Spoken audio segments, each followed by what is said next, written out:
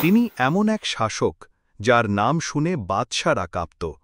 তিনি এমন এক মুমিন যার পথে শয়তানও ভিন্ন পথে সরে যেত।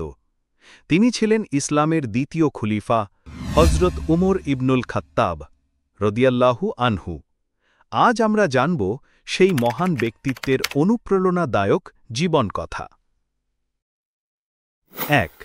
জন্ম ও শৈশব। ৫৮৩ খ্রিস্টাব্দ। মক্কার কুরাইশ বংশে জন্ম নিল এক বালক। নাম রাখা হল উমর। পিতার নাম খাত্তাব, মায়ের নাম হান্তামা। শৈশব থেকেই তিনি ছিলেন সাহসী, শক্তিমান এবং গভীর পর্যবেক্ষণ শক্তির অধিকারী।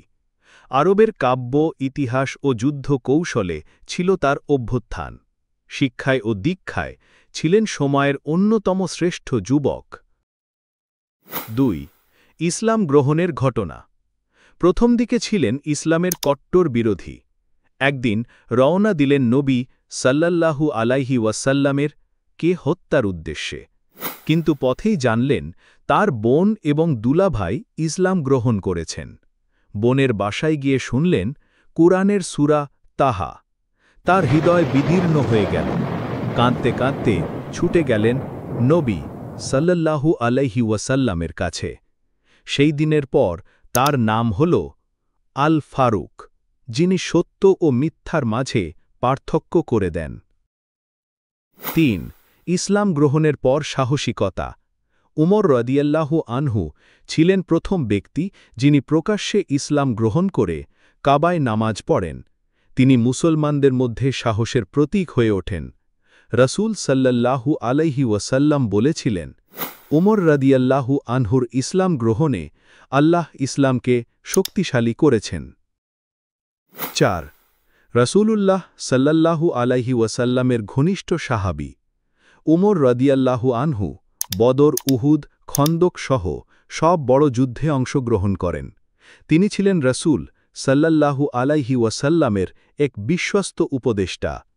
কোরআনের বহু আয়াত তার পরামর্শে অবতীর্ণ হয়, যেমন পর্দা, বন্দিনীতি, মসজিদ পরিচালনা ইত্যাদি। ৫. খিলাফতের সূচনা।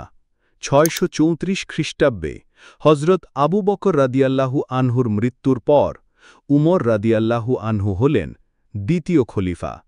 তিনি শাসন করেন ১০ বছর ৬ মাস। এই সময় মুসলিম সাম্রাজ্য ছড়িয়ে পড়ে ইরান, সিরিয়া, মিশর পর্যন্ত। ৬. শাসন ও প্রশাসন। তিনি প্রতিষ্ঠা করেন দেওয়ান ব্যবস্থা, অর্থাৎ সরকারি বেতন কাঠামো, বায়তুল মাল, অর্থাৎ জাতীয় কোষাগার, হিজরি সন, পৃথক বিচার বিভাগ, রাস্তা, কূপ, হাসপাতাল নির্মাণ, সীমান্ত রক্ষায় সেনাবাহিনী স্থাপন। তিনি প্রথম শাসক যিনি রাত্রে নিজে ঘুরে ঘুরে জনগণের অবস্থা দেখতেন। একবার নিজ হাতে একজন বিধবার জন্য খাদ্য বহন করেন। তিনি বলতেন, উমর যদি একটি কুকুর কেউ না খাওয়াতে পারে তবে আল্লাহর কাছে জবাবদিহি করতে হবে। ৭. সামবিক বিজয়।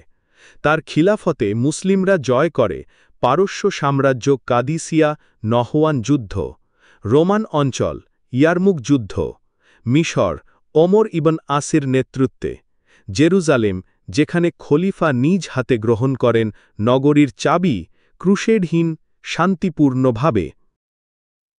৮. শাহাদাত। ২৩ হিজরির ২৬শে জুলহজ ফজরের নামাজের সময় এক পারসিক মজদুর আবু লুলু তাকে ছুরি দিয়ে আঘাত করে। মৃত্যুর পূর্বে তিনি বলেন, আমার জানাজা যেন অত্যন্ত সাধারণ হয়। তিনি শায়িত হন রাসূলুল্লাহ সাল্লাল্লাহু আলাইহি ওয়াসাল্লাম ও আবু বকর রাদিয়াল্লাহু আনহুর পাশে। এই মহান ব্যক্তি আমাদের ছেড়ে চলে গেলেও রেখে গেছেন চিরন্তন আদর্শ। শেষ কথা। আজকের দিনে যখন বিশ্ব জর্জরিত অন্যায়, দুর্নীতি আর বৈষম্যে, তখন হজরত উমর রাদিয়াল্লাহু আনহুর শাসন ব্যবস্থা আমাদের শেখায় কিভাবে সত্যের উপর প্রতিষ্ঠিত থাকা যায়, কিভাবে শাসন ব্যবস্থায় ন্যায় বিচার বজায় রাখা যায়, আর কিভাবে আল্লাহ ভীতিকে সর্বোচ্চ স্থানে রাখা যায়। আসুন আমরা তার জীবন থেকে শিক্ষা গ্রহণ করি। যদি ভিডিওটি ভালো লেগে থাকে তাহলে লাইক দিন, শেয়ার করুন আর সাবস্ক্রাইব করতে ভুলবেন না। আল্লাহ হজরত উমর রাদিয়াল্লাহু আনহুকে জান্নাতুল ফিরদাউসে সর্বোচ্চ স্থান দান করুন। আমিন।